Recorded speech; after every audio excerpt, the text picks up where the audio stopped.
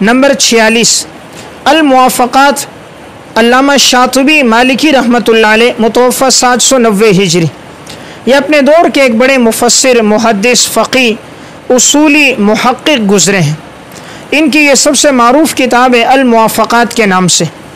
یہ کتاب 4 اجزاء پر مشتمل ہے۔ مصنف نے اس کتاب کا پہلے نام رکھا تھا عنوان التعریف باسرار التکلیف کے نام سے، لیکن پھر بعد میں بدل کر اس کا نام رکھا الموافقات۔ تو یہ 2 کتابیں نہیں ہیں، حقیقت میں ایک کتاب ہے۔ شیخ عمر بن رضا کا حالہ کو غلط فہمی ہوئی ہے، معجم المؤلفین میں انہوں نے ان 2 کتابوں کو الگ الگ شمار کیا، تو یہ الگ الگ نہیں ہے، ایک ہی کتاب کے 2 نام ہیں۔ اس کتاب میں علامہ شاطبی کا جو عنوان ہے وہ علم المقاصد، اور یہ علم المقاصد کے موجد ہیں۔ علم المقاصد کسے کہتے ہیں؟ دیکھیں، علم المقاصد کا مطلب ہوتا ہے شریعت کے اسرار و رموز کو بیان کرنا، شریعت کے اسرار و رموز کو، حکمتوں کو، علل کو بیان کرنا۔ شریعت نے یہ حکم کیوں دیا، اس کے پیچھے کیا مصلحت ہے، اس حکم کے کیا فوائد ہیں، عقلی لحاظ سے اس پر کیا کیا فوائد انسان کو حاصل ہوں گے اور اس پر عمل کرنے کے کیا فائدے ملیں گے۔ تو اس طرح کی حکمتیں، مصلحتیں انہوں نے اس کتاب میں ذکر کی۔ یہ اس فن کے اس طرح موجد ہیں جس طرح امام سیبوی رحمۃ اللہ علیہ علم نحو کے اور خلیل بن احمد علم عروض کے۔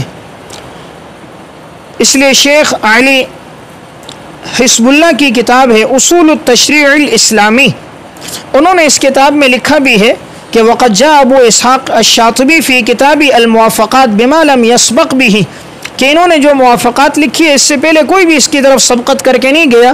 فعنا ببیان قواعد الاصول و توضیح مقاصد الشرع، انہوں نے اصولی قواعد کو بیان کیا، شریعت کے مقاصد کی وضاحت کی، مع سہولۃ فی العبارۃ و وضوح فی الغرض، اور ساتھ ان کی عبارت بھی بڑی سہل تھی اور اسی طرح غرض کی وضاحت بھی بڑی مفید تھی۔ تو اس لحاظ سے یہ کتاب نہایت اہم ہے، ہو سکے تو اسے اپنے مطالعے میں رکھیں۔ اس کا اردو میں ترجمہ بھی چھپ چکا ہے، الموافقات کا ترجمہ اردو زبان میں بھی 2 جلدوں میں طبع ہے۔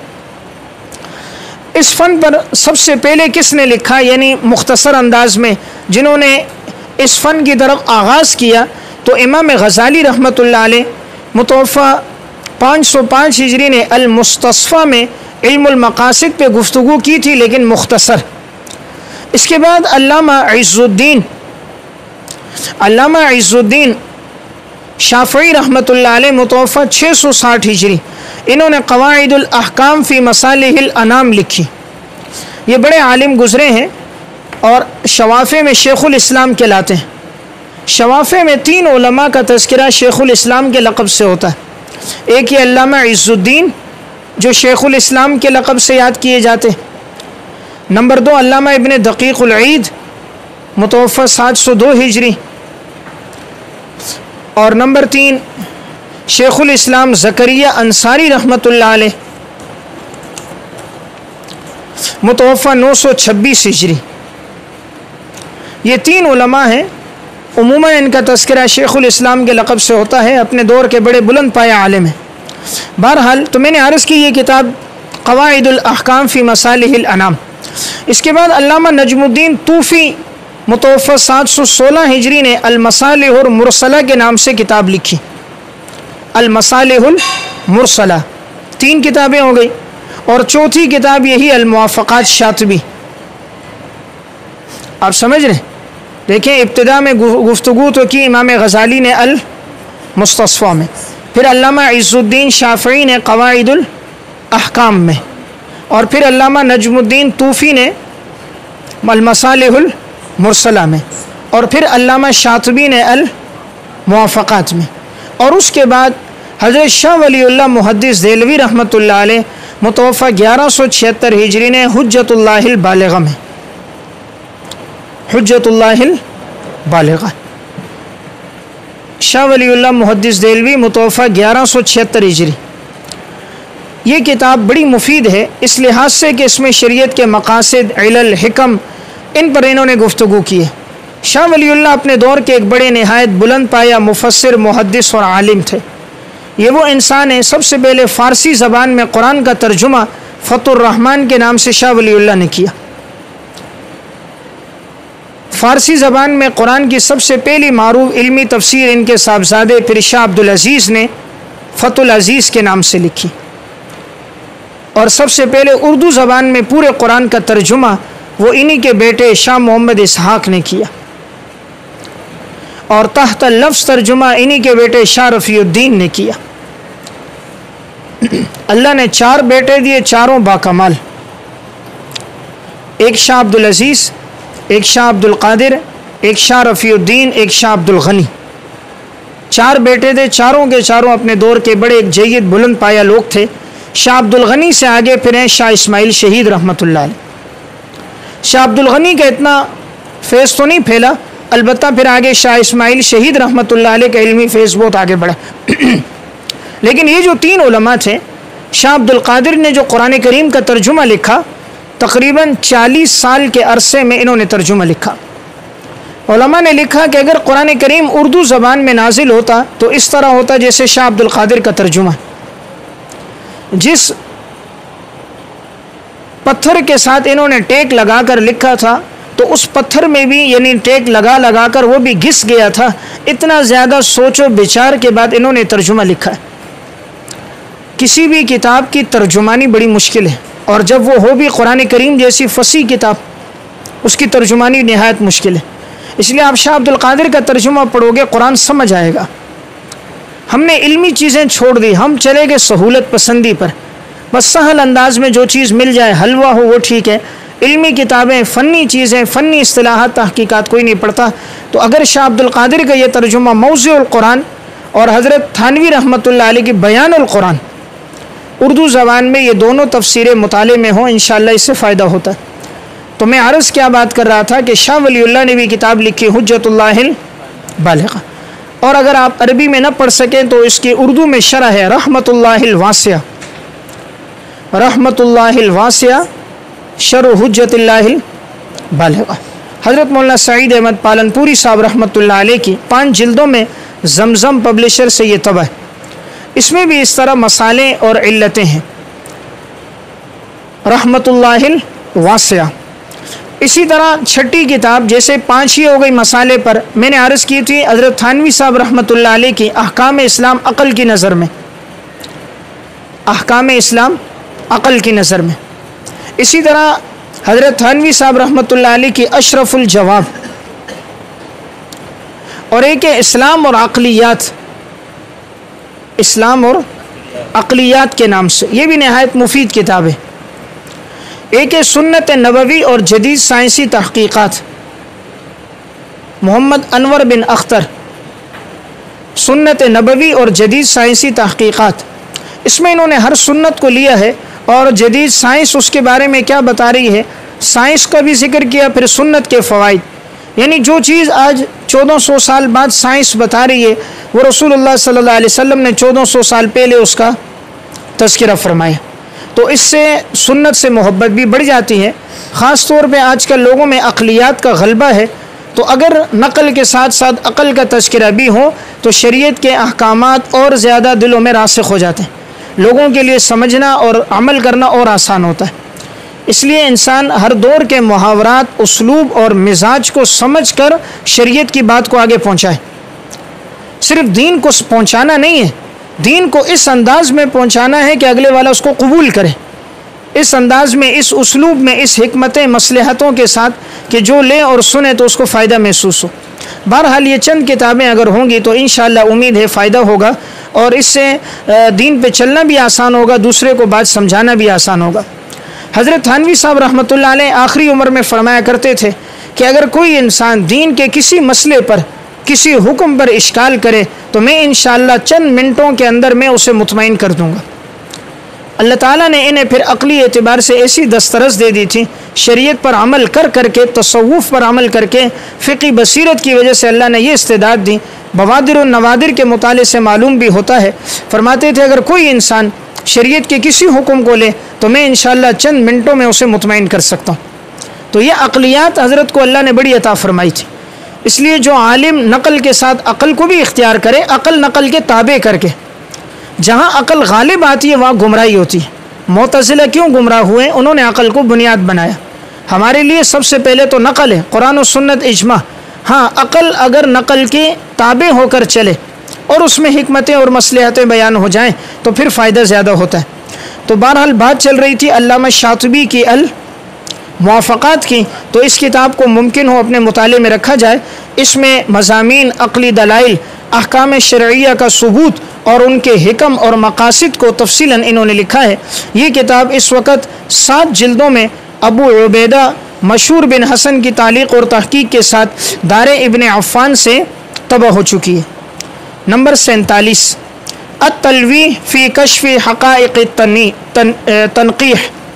التلویح فی کشف حقائق تنقیح، علامہ تفتزانی رحمۃ اللہ علیہ 793 ہجری۔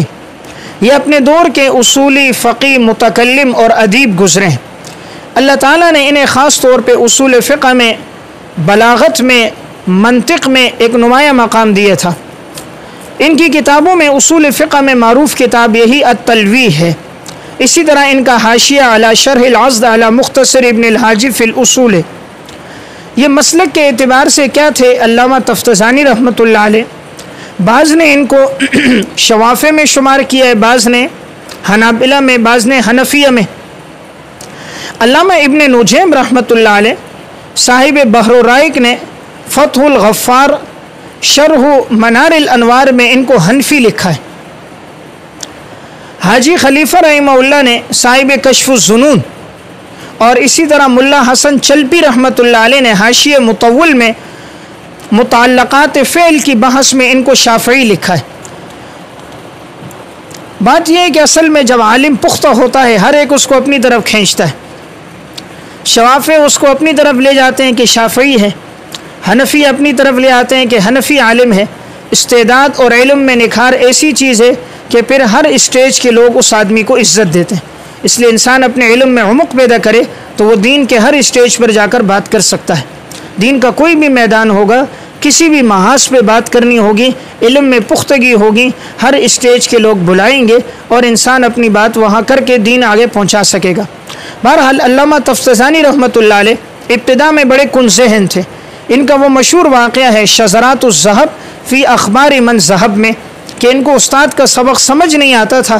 استاد سبق پڑھاتا، انہیں بات سمجھ نہ آتی، طلبہ سے تکرار کرتے تب بھی بات سمجھ نہ آتی۔ تو شذرات الذہب میں ان کا واقعہ ہے کہ ایک دفعہ رات کو سوئے ہوئے تھے تو ایک ساتھی نے ان سے کہا کہ چلو آؤ تفریح کے لیے جاتے ہیں۔ تو یہ کہہ رہے میں خواب میں مطالعہ کر رہا تھا، سبق یاد کر رہا تھا۔ اس نے مجھے خواب میں کہا تفریح کے لیے چلتے، میں نے کہا سبق یاد نہیں، اگر میں تفریح کے لیے گیا تو اور سبق یاد نہیں ہوگا۔ تو وہ چلے گئے۔ دوسری دفعہ پھر آئے کہ چلو چلتے ہیں ذرا باہر چکر لگاتے ہیں، پھر یہ نہیں گئے۔ تیسری دفعہ انہوں نے خواب میں کہا کہ تمہیں رسول اللہ صلی اللہ علیہ وسلم بلا رہے ہیں۔ علامہ تفتزانی رحمہ اللہ کہتے ہیں میں اٹھ کر دوڑتے ہوئے ننگے پاؤں باہر نکلا تو میں نے خواب میں دیکھا کہ آپ صلی اللہ علیہ وسلم ایک درخت کے نیچے بیٹھے ہیں، صحابہ اکرام بھی تشریف فرما ہیں۔ آپ نے فرمایا تفتزانی ہم تجھے بلاتے ہیں تو نہیں آتا؟ انہوں نے کہا یا رسول اللہ مجھے معلوم نہیں تھا کہ آپ نے مجھے بلایا ہے۔ فرمایا تم نے آنے میں تاخیر کیوں کی؟ تو انہوں نے کہا یا رسول اللہ مجھے سبق نہیں یاد ہوتا۔ آپ صلی اللہ علیہ وسلم نے اس موقع پر فرمایا تھا افتح فمک، منہ کھولو۔ انہوں نے منہ کھولا، آپ نے اپنا لعاب دہن ڈالا۔ پھر اس لعاب دہن کا اثر یہ تھا صبح علامہ تفتزانی جب اپنے استاد کے درس میں آئے تو وہی استاد جن کا سبق انہیں سمجھ نہیں آ رہا تھا آج اسی استاد کی عبارت آگے چلنے نہیں دے رہے تھے۔ استاد سبق پڑھاتا یہ اشکال کرتے، وہ عبارت پڑھتے یہ سوال کر دیتے، تو ان کو سمجھ آیا شاید کوئی تبدیلی ان میں آئی ہے۔ انہوں نے قریب بلا کر جب پوچھا تو علامہ تفتزانی نے اپنا خواب سنایا۔ تو اللہ تعالیٰ نے پھر ان سے اتنا بڑا کام لیا، آج ان کی اکثر کتابیں درس نظامی کے نصاب میں شامل ہیں۔ انہی کی کتاب التہذیب جو شرح تہذیب کا متن ہے وہ بھی نصاب میں شامل ہے۔ مختصر المعانی ان کی کتاب ہے۔ المطول سرحد میں پڑھائی جاتی ہے، انہی کی تصنیف ہے۔ شرح عقائد انہی کی کتاب ہے۔ التلویح انہی کی کتاب ہے۔ اسی طرح بعض جگہ شرح مقاصد، اب وہ بھی علامہ تفتزانی کی، ایک شرح مقاصد، ایک شرح مواقف، ایک علامہ جرجانی کی ہے اور دوسری علامہ تفتزانی کی۔ یہ دونوں ایک زمانے کے لوگ تھے۔ علامہ تفتزانی کا انتقال بھی اس طرح ہوا کہ ان کی زبان میں لکنت تھی، جیسے قلم میں لکنت ہے نا، ان کی بات سمجھ نہیں آتی، اس طرح ان کی زبان میں بھی جس آدمی کی زبان فصیح ہوتی ہے اس کا قلم بھی فصیح ہوتا ہے، بات اچھی طرح سمجھا پاتا ہے۔ عموماً یہ کہ جو زبان میں فصیح نہیں گزرے وہ قلم میں بھی فصیح نہیں گزرے، تو ان کے قلم کا بھی اسی طرح تھا اس دور کے اندر۔ اب یہ جو علامہ جرجانی ان کا شاگرد ہے، انہی سے پڑھا ہوا ہے۔ اس دور کے جو بادشاہ تھے انہیں بڑی محبت تھی ان سے، تو ان کے فن بلاغت کی وجہ سے انہوں نے انہیں اپنے پاس بلایا۔ علامہ جرجانی سے جب ان کا تعارف ہوا، علامہ جرجانی بڑے فصیح آدمی تھے، بادشاہ نے ان کا آپس میں ایک دن بحث مباحثہ رکھا، اولئک علی ھدی من ربہم واولئک ھم المفلحون۔ اس میں جو بلاغت موجود ہے اس بلاغت کے نکات پر ان کی بات ہوئی کہ بلاغت کا کون سا نقطہ اس میں ہے۔ علامہ تفتزانی نے اپنی بات بیان کی لیکن وہ فصیح انداز میں نہ کر سکے، بات میں اٹکتے تھے۔ علامہ جرجانی فصیح تھے تو انہوں نے فصیح انداز میں اپنی بات کو بیان کر دیا۔ اس وقت جو حکم تھے تو بعض نے لکھا وہ نعمان معتزلی تھے، اس نے فیصلہ علامہ جرجانی کے حق میں دے دیا کہ بھائی جیت گیا یہ۔ علامہ تفتزانی کو اس سے اتنا غم پہنچا، اتنا غم، اس دن کے بعد پھر یہ ان کے حلقے میں نہیں آئے، اور اسی غم کی وجہ سے چند دن کے بعد ان کا انتقال ہو گیا کہ مجھے کیوں اس علمی میدان میں شکست ہو گئی۔ حالانکہ شکست تو نہیں تھی، لیکن یہ اپنی بات کو اس اسلوب انداز میں نہ بیان کر سکے جس طرح انہوں نے کیا۔ دیکھیں فن مناظرہ کے لیے علم کم چاہیے ہوتا ہے، زبان کی تیزی اور بات کو سمجھنا اور بات کی گرفت کر دینا، حاضر جوابی، یہ چیز زیادہ ہوتی ہے۔ بسا اوقات بڑے فصیح علماء ہوتے ہیں لیکن نہیں کر پاتے، اور بسا اوقات علم میں اتنی وسیع علم نہیں ہوتا، فصاحت اتنی نہیں ہوتی، لیکن حاضر جوابی ہوتی ہے، وہ گرفت کر لیتے ہیں۔ تو میں عرض یہ کر رہا تھا، علامہ تفتزانی رحمۃ اللہ علیہ کی جملہ کتابیں بڑی مفید کتابیں، ان کے بارے میں یہ جو مشہور ہے کہ یہ شیعہ تھے، اور وہ اس وجہ سے مشہور ہوا کہ انہوں نے شرح عقائد میں جہاں پر یزید کی بات کی ہے تو وہاں یزید پہ لعنت کی، یزید پر، ان کے حواریین پر انہوں نے لعنت کی، اس وجہ سے بعض نے ان کو شیعہ لکھا۔ یا مختصر المعانی میں آپ نے پڑھا جب حضرت معاویہ رضی اللہ تعالیٰ عنہ کا نام آیا تو معاویہ عوا سے وہاں جو انہوں نے توجیہ کی تو اس کا مطلب بنتا ہے معاذ اللہ کہ کتے کا بھونکنا، اس اعتبار سے بعض نے ان کی نسبت اس طرف کی ہے، لیکن صحیح بات یہ تھی کہ یہ شیعہ نہیں تھے اور شافعی عالم گزرے ہیں، البتہ مزاج میں قدر تشدد اور سختی تھی، اور یہ جو بات انہوں نے کی یہ اہل سنت کے نقطہ نظر سے ہٹ کرے۔ اہل سنت کے ہاں یزید فاسق فاجر ہے، اور یزید کو ہمارے اکابر نے پلیت بھی لکھا، ہر ایک نے اس پہ جرح کی ہے، لیکن لعنت نہیں کی، کافر نہیں کہا۔ کافر اس وجہ سے کہ کفر پر خاتمہ ہوا، اس کا کوئی یقینی طور پہ نہیں کہہ سکتا، اس کا خاتمہ ایمان اور اسلام ہی میں ہوا ہے۔ لعنت اس پہ کی جائے جس کا خاتمہ کفر پہ ہوا ہو، تو کفر پہ ہونے پر کوئی صریح دلیل نہیں ہے، اس لیے کافر ہونے پر کوئی دلیل موجود نہیں ہے، تو بعض نے ان کو فاسق فاجر کہا ہے لیکن لعنت نہیں کی، اور کسی نے ان کی تکفیر نہیں کی۔ اس وجہ سے حضرت حسین رضی اللہ تعالیٰ عنہ ان کے مقابلے میں جو آئے وہ حق پر تھے۔ اہل سنت والجماعت کے ہاں اللہ تعالیٰ نے بہت بڑا مقام دیا ہے، سیدہ شباب اہل الجنہ الحسن والحسین ہے، ان سے محبت اور عقیدت رکھنا یہ ہمارے ایمان کا حصہ ہے۔ اس کے مقابلے میں یزید کو امیر المومنین کہنا یہ ناصبیت کا عقیدہ ہے۔ یزید ان کے مقابلے میں امیر المومنین نہیں تھے بلکہ یہ فاسق فاجر تھے، اور ان کے دور میں جو 3 کام ہوئے وہ ٹھیک نہ ہوئے۔ نمبر 1، مدینہ پہ جو چڑھائی ہوئی، 3 دن تک مسجد نبوی کا دروازہ بھی بند رہا، قتل و قتال ہوتا رہا، انہوں نے ان سے کوئی قصاص نہ لیا۔ حضرت حسین رضی اللہ تعالیٰ عنہ کی شہادت میں جو لوگ شریک تھے، عبید اللہ بن زیاد اور ان کے رفقا، انہوں نے ان سے بھی کوئی قصاص نہ لیا، اور ان کے دور ہی میں بیت اللہ پہ سنگباری بھی ہوئی، بیت اللہ کی ایک دیوار بھی گر گئی۔ یہ 3 کام ان کے دور میں ہوئے، یزید کے دور میں۔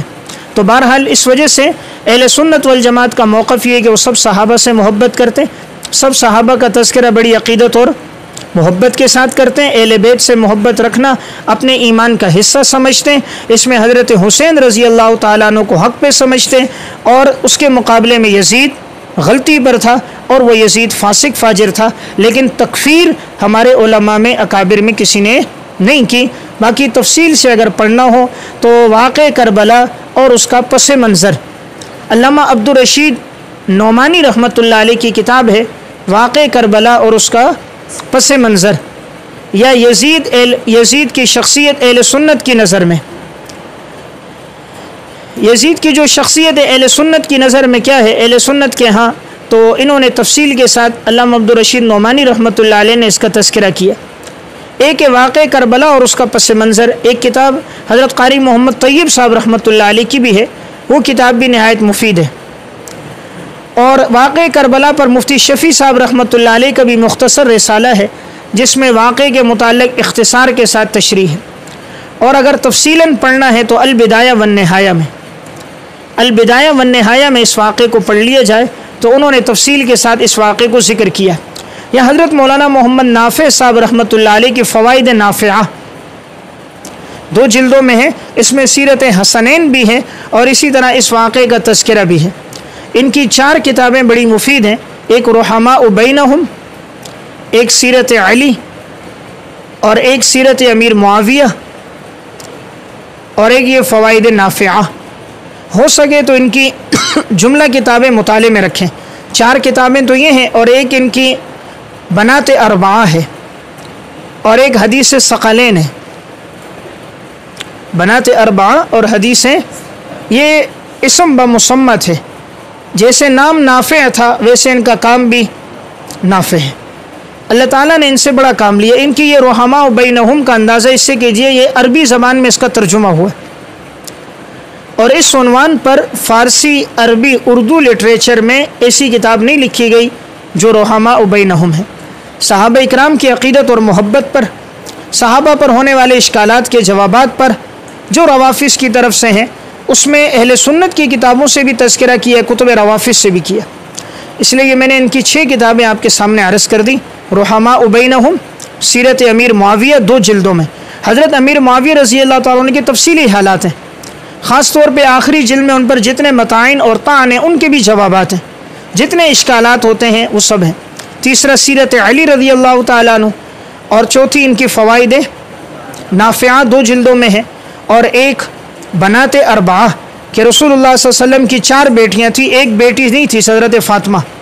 روافض چونکہ ایک بیٹی کے قائل ہیں، بقیہ بیٹیوں کو نہیں مانتے، وہ کہتے ہیں وہ حضرت خدیجہ رضی اللہ تعالیٰ عنہ اپنے ساتھ لائی تھیں، یعنی وہ سابقہ شوہر سے تھی، کیونکہ اگر حضور کی بیٹیاں مانی جائیں تو دامادوں کو ماننا پڑے گا، اور داماد میں حضرت عثمان غنی رضی اللہ تعالیٰ عنہ ہیں، تو اس وجہ سے ان سے انکار کرنے کے لیے بیٹیوں سے ہی انکار کر دیا۔